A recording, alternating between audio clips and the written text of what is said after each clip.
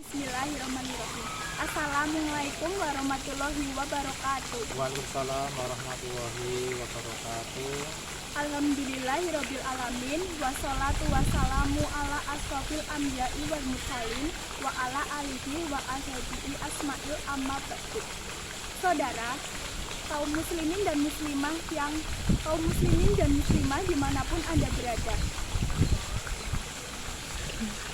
mari kita selalu memanjatkan puji syukur kehadirat Allah Subhanahu wa Ta'ala yang telah memberikan rahmat dan hidayahnya sehingga kita dapat melaksanakan aktivitas sehari-hari dalam keadaan sehat walafiat tanpa ada suatu halangan apapun. Sholawat serta salam semoga tercurah kepada Nabi Agung Nabi Muhammad SAW yang telah memberikan jalan yang benar dan yang kita nantikan syafaatnya di yaumul kiamah. Allahumma amin. Saudara-saudara, kita akan kedatangan bulan Zulhijjah yang terkait dengan ibadah sunnah puasa Arafah dan puasa Idul Adha dan penyembelihan hewan kurban.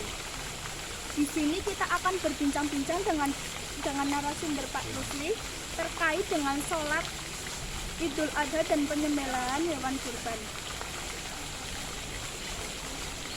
1. Pak, sebenarnya kita akan kedatangan bulan Zulhijjah. Pasti terkait dengan rangkaian sholat Idul Adha dan kurban. Apa sih pengertian kurban? Walaupun waktu pelaksanaan dan hukum berkurban itu. Ya. Pertanyaan yang baik dari Mbak Mai Adelia. Bismillahirrahmanirrahim. Assalamualaikum warahmatullahi wabarakatuh. Alhamdulillahilladzi an'amna bi ni'matil iman wal islam.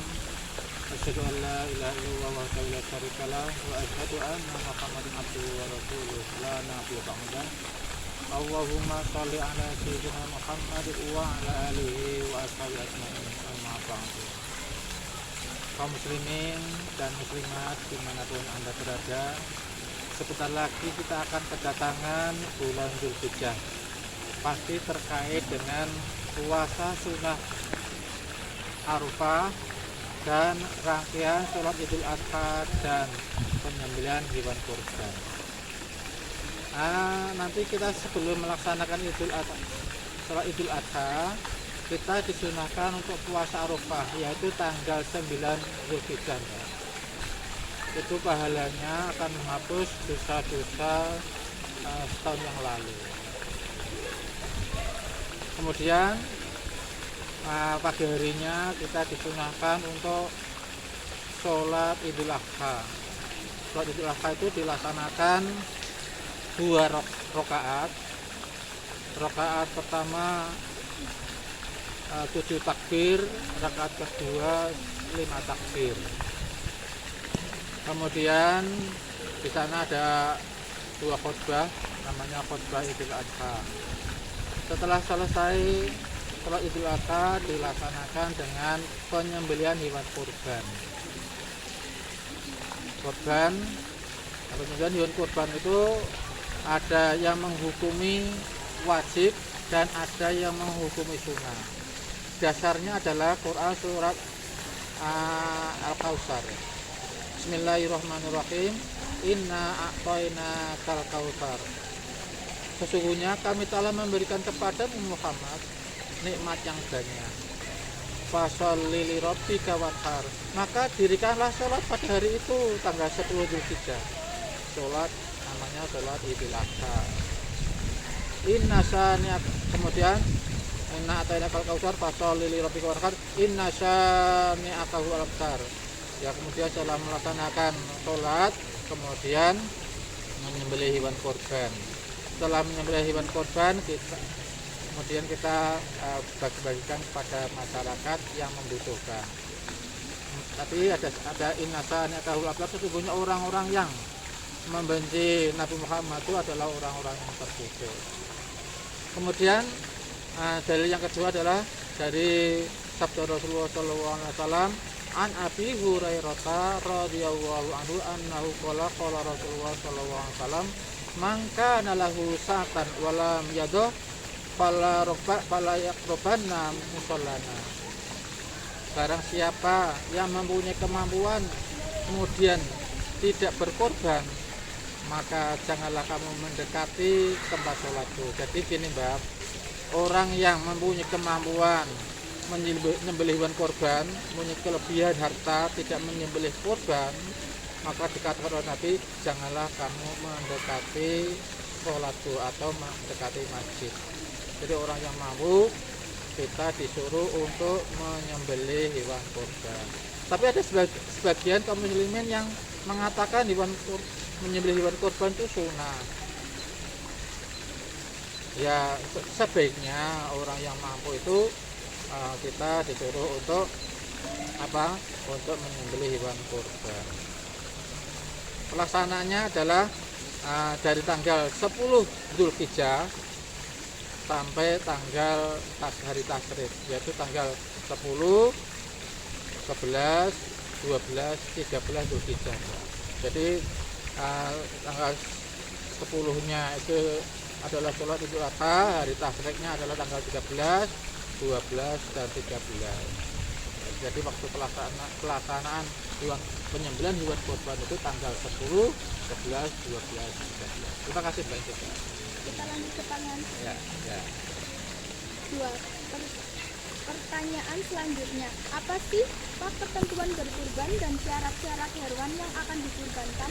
Ya, pertanyaan yang bagus sekali. Ketentuan hewan kurban ya. Yang pertama adalah hewan kurban itu adalah hewan ternak, Mbak.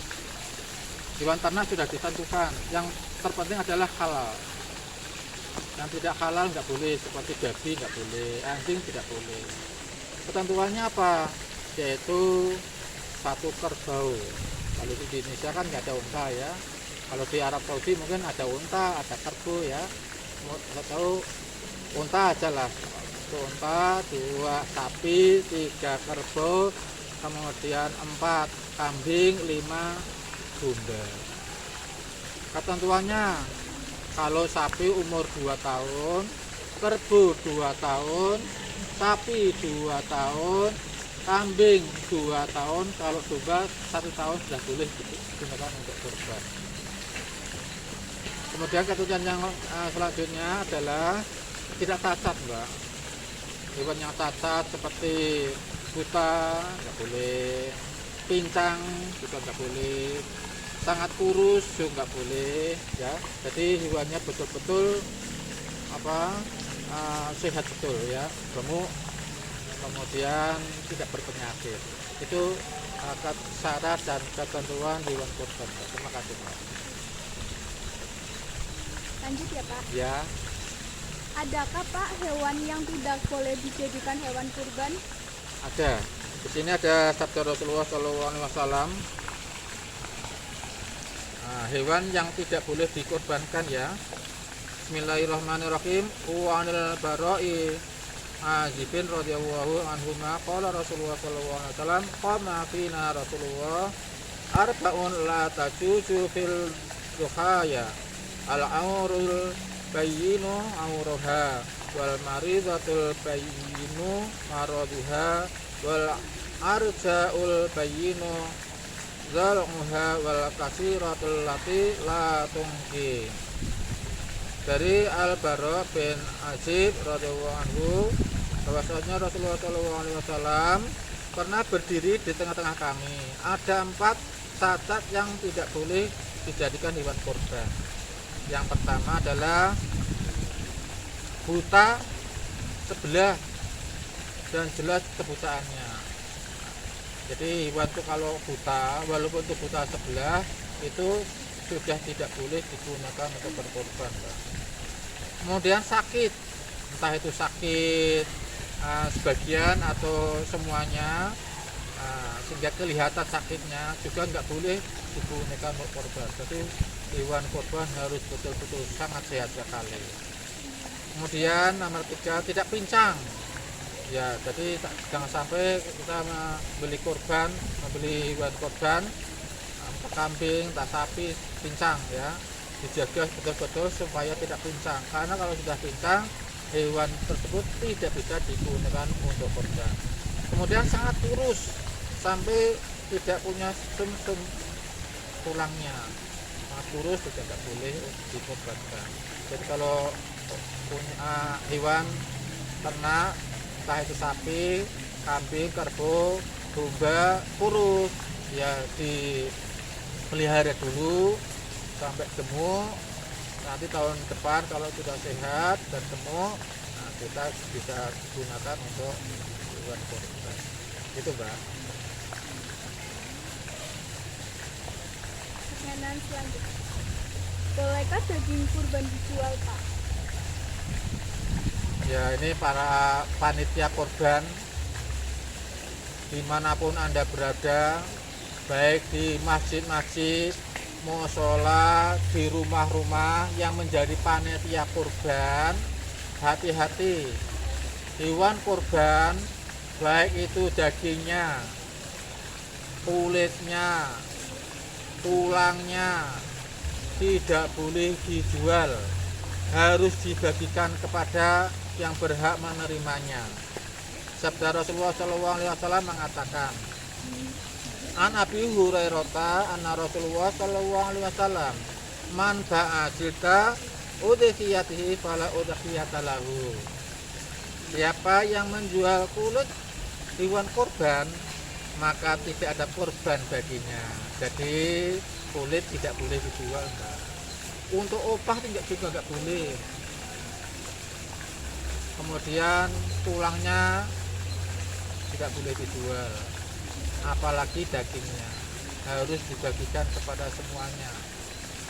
Ya, ini hati-hati para panitia kurban, para panitia kurban, hati-hati untuk menjual daging kurban atau kulit kurban, dilarang sama sekali. Hewan kurban baik itu daging, kulitnya, tulangnya harus dibagikan kepada yang berhak menerimanya. Itu Mbak. Pertanyaan selanjutnya ya Pak. Tadi sudah dijelaskan pengertian kurban dan hukum kurban. Sekarang pertanyaan selanjutnya, apa sih Pak keutamaan berkurban itu? Ya, nah, di sini dikatakan oleh Rasulullah SAW, An Aisyata anna Rasulullah SAW qala ma amila adamiyyun min amalin yauman nahri ahabba ila Allahi min ihraqid dami innaha la ta'ti yaumal qiyamati bi quruniha wa ash'ariha wa adalla fiha wa anatama la yaqa'u min Allahi di makanin qabla ayyaqa'a minal ardi fatibu biha nafsan. Dari Aisyah menuturkan bahwa Rasulullah SAW bersabda, tidak ada suatu amalan yang dikerjakan anak Adam pada hari raya Idul Adha yang lebih dicintai oleh Allah Subhanahu wa taala dari menyembelih hewan kurban. Karena hewan kurban itu akan datang pada hari kiamat dengan tanduk-tanduknya, bulu-bulunya, dan kuku-kuku kakinya. Darah hewan itu akan sampai di sisi Allah sebelum menetes darahnya ke bumi atau ke tanah. Karenanya lapangkanlah jiwamu untuk melakukannya. Hadis riwayat Tirmidzi. Saudara, jadi nanti pada hari kiamat nanti hewan yang dikorbankan nanti akan datang dengan sempurna, tidak ada kecatatannya. Bahkan nanti akan menjadi kendaraan orang-orang yang menyeberang ke surga melalui Shiratal Mustaqim. Dan orang yang berkorban nanti, ya orang yang berkorban, ya hewan yang disembelih darahnya akan sampai pada Allah. Artinya amalannya akan sampai kepada Allah sebelum darah itu menetes ke bumi. Sebelum darah itu menetes ke bumi, amalannya sudah diterima oleh Allah SWT. Yang terpenting adalah catatannya adalah ikhlas karena Allah. Nah, jadi orang berkorban itu pahalanya besar, maka kita disuruh dianjurkan bagi yang mampu. Nah, ya, bagi yang mampu, yang tidak mampu tidak, yang bagi yang tidak mampu hanya menerima. bagi yang mampu disunahkan atau dimuakadahkan, dikuatkan untuk menyembelih hewan kurban. Begitu kaum muslimin, semoga yang bagi yang mampu untuk melaksanakan menyembelih hewan kurban pada hari nahr atau pada waktu hari raya Idul Adha dimulai tanggal 10 Dzulhijjah setelah sholat Idul Adha sampai datangnya hari tasyrik, yaitu tanggal 10, 11, 12, 13. Begitu, Mbak. Pertanyaan selanjutnya, kepada siapa daging kurban dibagikan, Pak? Oh ya, sekarang pendistribusian daging kurban ya, Mbak ya. Nah, daging kurban setelah dipotong, kemudian dikeleti, kemudian dicacah-cacah dagingnya. Nah, dagingnya itu dibagi menjadi 3 Mbak, bagian, Mbak. Sepertiga untuk shahibul kurban, artinya yang berkurban pun mendapat daging sepertiganya. Yang sepertiga kepada kerabatnya, Mbak, kerabat si kurban. Kerabat itu ya saudara-saudara kandung si kurban, ibu dari si kurban, saudara bapak si kurban, nah, dan sebagainya itu berhak mendapatkannya. Yang nomor 3 adalah yang sepertiga lagi itu diperuntukkan bagi orang-orang yang membutuhkan.